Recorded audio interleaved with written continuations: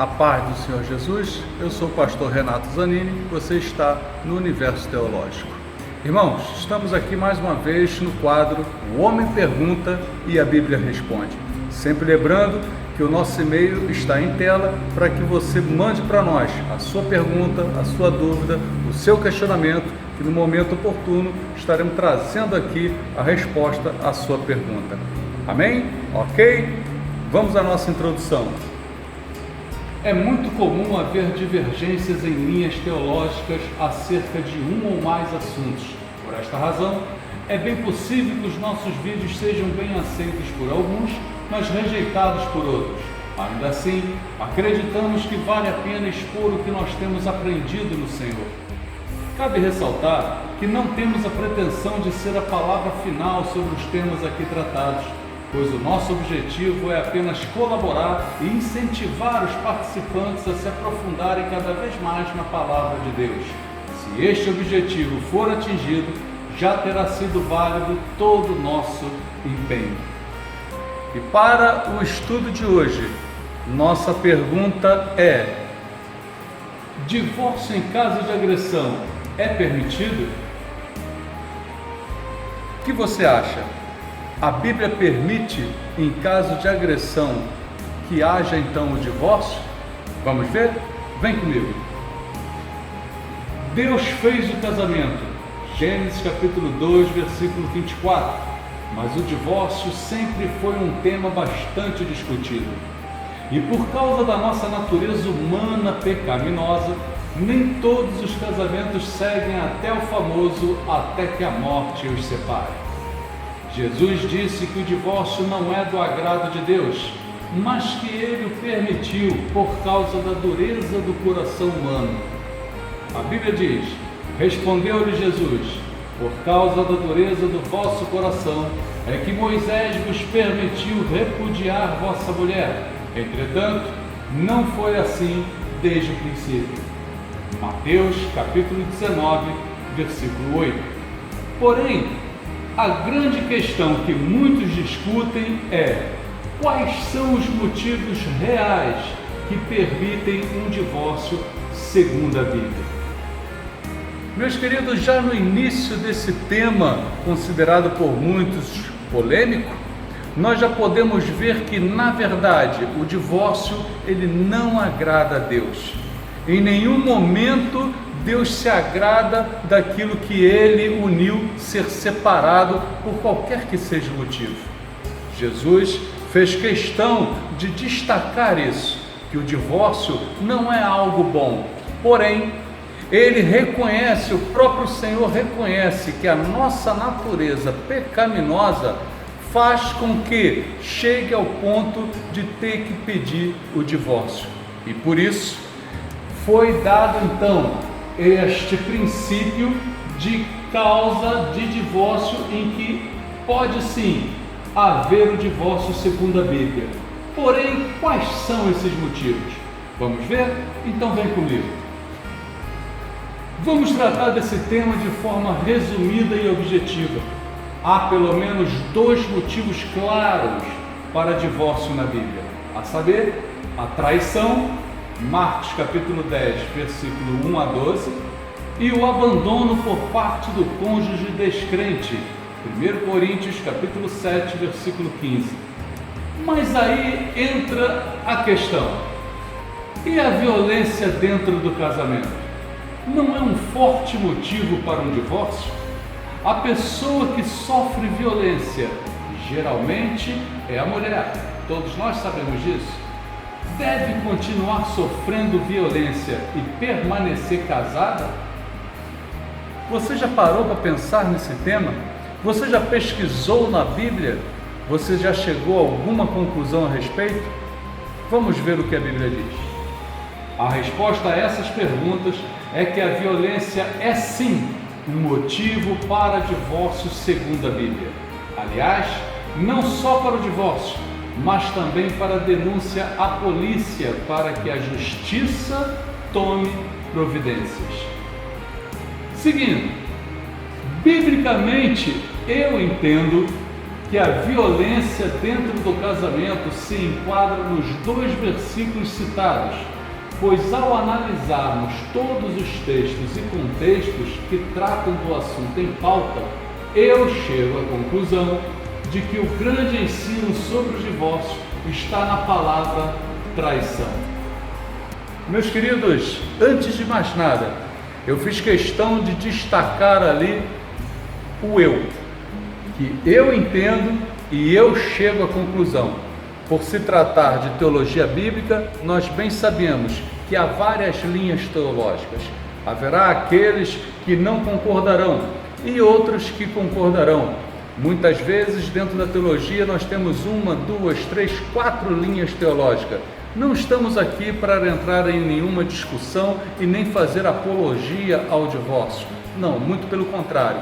Vamos expor a nossa posição à luz da Bíblia. Amém? Seguindo, isto porque a traição é tanto humana quanto espiritual. Pois no caso em questão da violência, é tanto uma traição diante da lei dos homens quanto das leis de Deus, e mais o juramento que fez diante de Deus e testemunhas no momento do casamento. Perceba bem, portanto, a traição não é tão somente uma relação extraconjugal. A traição também representa um tipo de abandono, pois quem a comete está abandonando as orientações divinas, humanas e as suas leis. O foco em questão aqui é que a traição, como já foi dito, não é uma questão pura e simplesmente de uma traição extraconjugal. Não, mas são atos e fatos comprovadamente de traição. Nós veremos ainda alguns exemplos aqui, mas nós queremos dizer que a traição é algo muito mais amplo do que simplesmente uma relação extraconjugal. Quando nós fazemos um juramento no momento do casamento, nós estamos fazendo esse juramento diante de Deus e diante dos homens, diante da lei divina, diante da lei terrena. E quando nós quebramos esse juramento, nós estamos cometendo uma traição a Deus, uma traição aos homens. Estamos cometendo um abandono, estamos abandonando a lei de Deus, estamos abandonando a lei dos homens. Portanto, traição e abandono é algo muito mais amplo do que ficar restrito a uma situação apenas. Amém? Vamos em frente. Lembre-se, Pedro, ao negar Jesus, foi também uma traição. Quando nós trocamos nossa ida ao culto, ou a reuniões, ou a missões, ou a ensinos, por qualquer motivo que nós mesmos sabemos que é desculpa, isso também é traição. Já começamos a ver os tipos de traição. Aquilo que Pedro fez também foi traição. O que Judas fez também foi traição. E nós, quantas vezes já traímos o Senhor por deixarmos de ir ao culto ou qualquer situação nossa da igreja por motivo que nós bem sabemos que eram fúteis. Também então cometemos a traição. Também então cometemos um abandono daquilo que nós dissemos um sim para o chamado do Senhor. Amém? Em frente. E no caso em questão, fica claro para mim que a pessoa que sofre violência no casamento tem sim o direito de divorciar-se e não estará com isso indo contra a Bíblia Sagrada. Pelo contrário, está assim amparada pela orientação de Deus vista acima. Desta forma, quem sofre violência deve tomar uma atitude sim, pois está totalmente debaixo do que a Bíblia ensina, caso queira se divorciar. Alguns costumam aconselhar pessoas que sofrem violência no casamento a perseverar, a crer que as coisas vão mudar. Eu penso que esse é um mau conselho. É claro que pode haver o perdão e dar continuidade ao casamento. Porém, diante das repetidas ações de violência, não há outro caminho senão o de se afastar dessa pessoa e de perigos até maiores.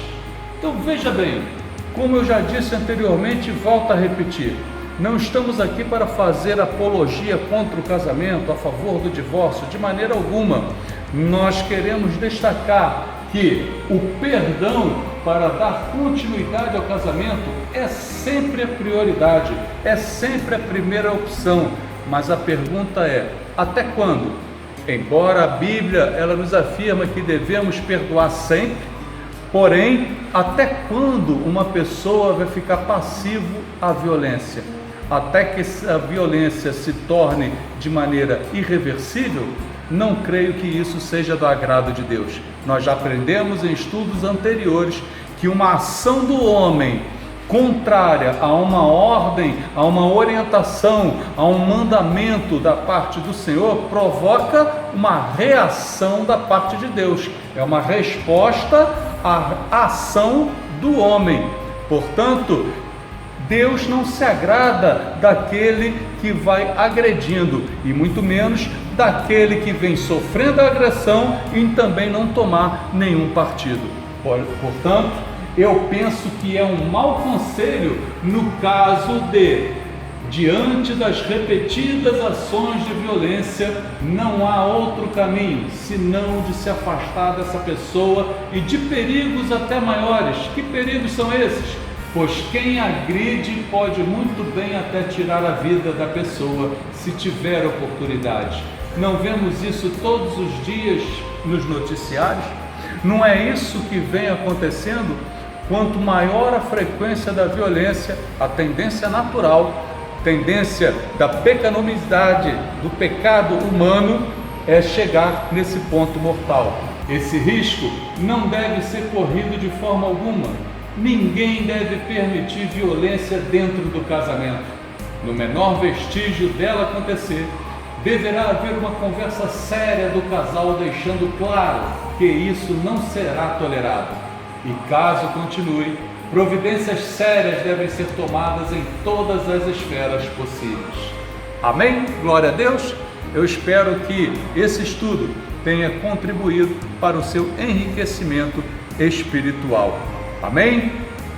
Você gostou desse estudo? Dá o seu ok, ativa o sininho, confirma a sua inscrição e compartilha com toda a sua rede. A paz do Senhor Jesus, porque juntos somos mais fortes.